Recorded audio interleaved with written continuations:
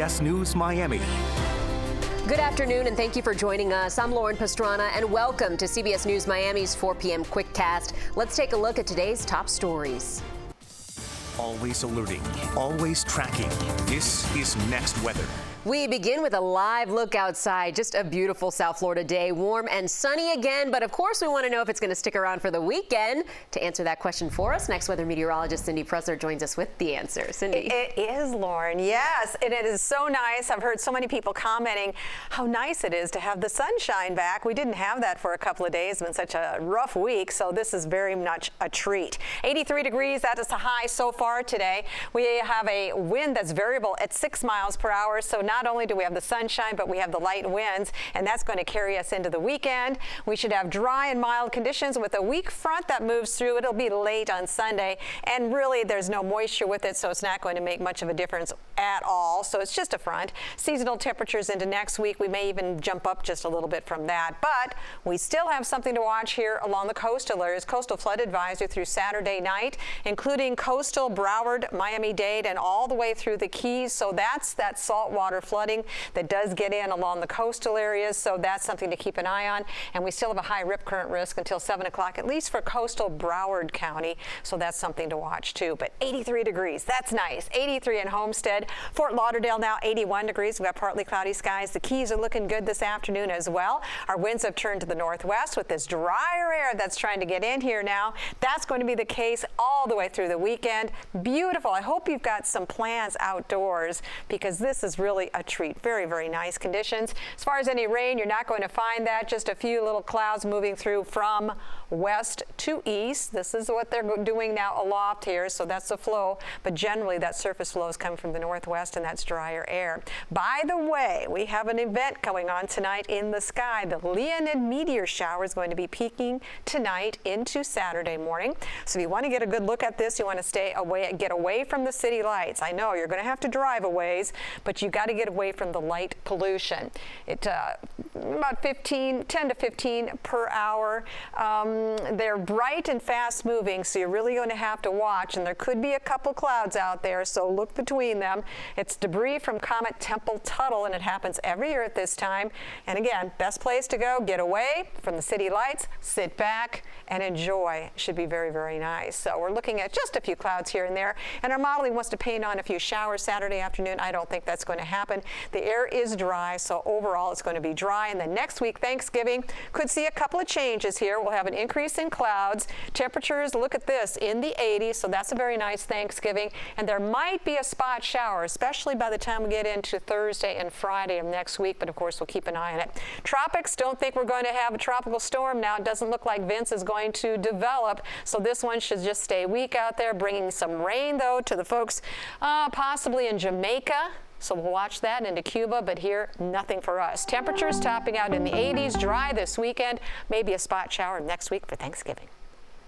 All right, Cindy, thank you. The busy shopping season is almost here, and that has Miami-Dade police stepping up patrols to make sure you and your family are safe. CBS News Miami's Peter Dench has more on the department's Holiday Crime Initiative. Miami-Dade police tell us this holiday crime initiative has curbed crime in the past, and they hope it'll do so again during this busy holiday season. Now, we took a ride around the Dadeland Mall with Officer Andres Delgado. This is the 4th year he's been part of the group of uniformed and non-uniformed officers conducting high-visibility patrols and surveillance day and night around major malls and shopping centers. I spoke with Miami-Dade Police Director Stephanie Daniels.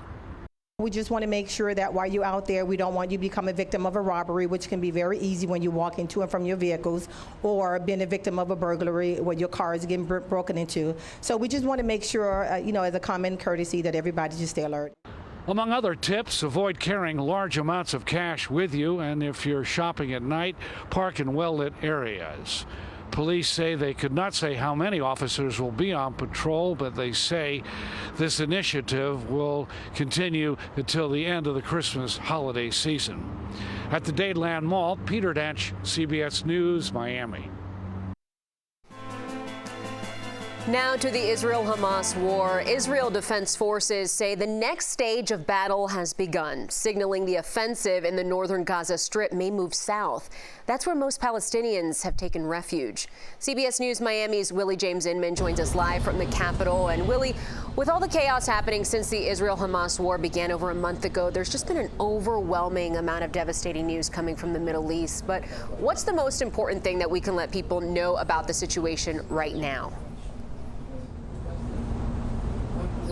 Hey there, Lauren. Good to be with you. That's right. The situation continues to get worse day by day. And as this humanitarian situation continues to get worse there, as you mentioned, Palestinians have fled Gaza City, continue to flee Gaza City, in large part because of those Israeli attacks on the city. And some of those attacks have been circling around Al-Shifa Hospital. That is basically the premier medical center there in Gaza City. A lot of Palestinians have taken refuge there, and Israeli forces showed CBS News what they believe are not only weapons that are being used by Hamas, but also a tunnel complex that Hamas has been using this medical facility as some type of command center. Now, Hamas has denied that they're in fact doing that, but still nonetheless, Israeli forces say they are putting up this major offensive because they want to not only rescue those hostages, they want to also attack and eliminate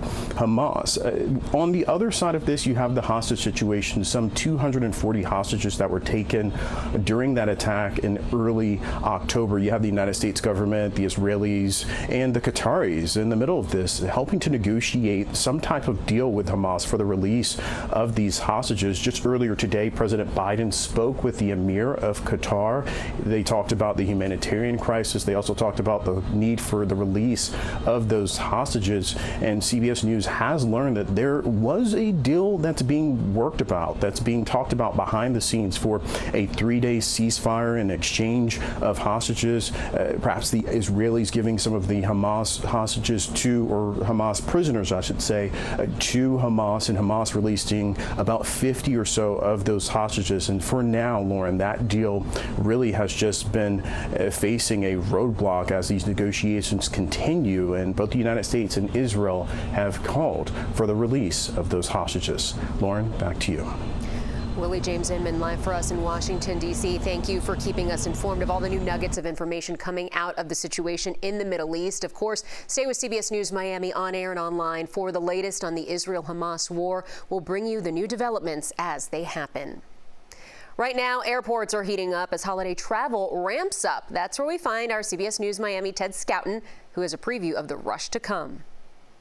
Well, the holiday hustle before Thanksgiving begins today here at Miami International Airport. The busiest days here are going to be today as well as Sunday. That's before the holiday at Fort Lauderdale Hollywood. Tuesday is expected to be the busy day. Airport officials tell me that at this point they're expecting about 250,000 passengers per day to go through the airports before the holiday. So there's going to be a lot of people there. We spoke to some travelers who have some pretty good advice. We're prior military. We retired. We each retired after 20 years. So we like to be the early birds, because if you're early, you're on time. And if you're right on time, then you're late. So coming early gives us time to kind of weigh our bags, see if we need to change anything, get in the line. I've already checked us in. So it gives me a little bit of time to kind of move quickly as best as we can anyway. So the word to the wise, make sure that you check the airline app before heading to the airport. Check the airport app as well to see if there's any problems you may face once you get there. We'll have much more coming up later on CBS News Miami. At Miami International, Ted Scouten, CBS News Miami. And we'll have more news when we come back. Welcome back to CBS News Miami's 4 p.m. Quickcast. Early voting is underway for runoff elections in Miami Beach and for 2 City of Miami Commission seats. The City of Miami has 5 early voting locations. Early voting runs until 7 tonight, then on Saturday and Sunday from 8 a.m. to 4 p.m. In Miami Beach, voters will elect a new mayor. There are 2 early voting locations there. They will be open from 8 a.m. to 4 p.m. today through Sunday. For more information, just go to our website, cbsmiami.com. And now to the Fins on CBS Miami. In just 2 days, the Miami Dolphins are back in action at home this week against the Las Vegas Raiders. CBS News Miami's Mike Cunio and Kim Bokamper have a preview of this weekend's matchup. Yes, good morning, Bo. All week, really the last 2 weeks, we've been talking about the Dolphins offense getting back on track, the importance of winning the division to get that home game. But let's talk a little bit prediction about this one against the Raiders. What do you think it looks like after a bye week, now that Mike McDaniel's had a couple weeks to stew on what his offense has been doing lately, and maybe they get back on track? I think they're healthy, and offensively, probably not going to have Robert Hunt. It'd be nice to have him back, but he'll be back shortly. But I think it's been nice what they've been able to do with a lot of offensive linemen rotating in. They've got a lot of snaps. They've got a lot of meaningful snaps. So I think it built some depth into that offensive line. So I'm not really concerned there. But I'd like to see him run the football. I'd like to see him really get off early, run the football, give Achane a look to see if what he did in the first part of the season is going to hold up for the duration. If it does, really going to help out. And you know what? I want to see this passing game get a little downfield more. We've had some short passes they turn. Let's get that ball downfield and let someone run under it and catch that little moon drop right in their hands as they're crossing the end zone. If there's anything we know about this Dolphins team and their offense, it performs at such a high level here at Hard Rock Stadium. They've got 5 of their next 8 games are going to be here at Hard Rock Stadium. In terms of the division, Bo, you got to like their chances right now with the Bills, the Jets, the Patriots all losing last week, about 2 games separating the Dolphins from the pack. You're 2 games up on the division, and look, you've got a schedule that sets up pretty well for you over the next 3 games. And if you can win those next 3 games, who knows, by then you may be sitting in the catbird seat saying, hey, look, we've already won the AFC East. Now let's try to secure home field advantage throughout the playoffs, and that would be a dream come true for this football team. It would be a dream come true. A dream come true would be a trip to Vegas at the end of all this, but you got to win the division. You got to get those home games before any of that can come to fruition. Bo, thank you so much, guys. Back to you. One game at a time, guys. CBS Miami is your official home of the Miami Dolphins, and we have you covered on Sunday. Join us at 11 for the Coach Mike McDaniel Show. Then it's Dolphins Weekly Live at 11:30. At 1, watch the Dolphins host the Las Vegas Raiders, then catch the 5th quarter after the game on TV 33. And we're also your home for everything football this upcoming Black Friday, November 24th. We're now 1 week away from Super Football Friday. You'll be able to catch high school, college, and the NFL all in one place.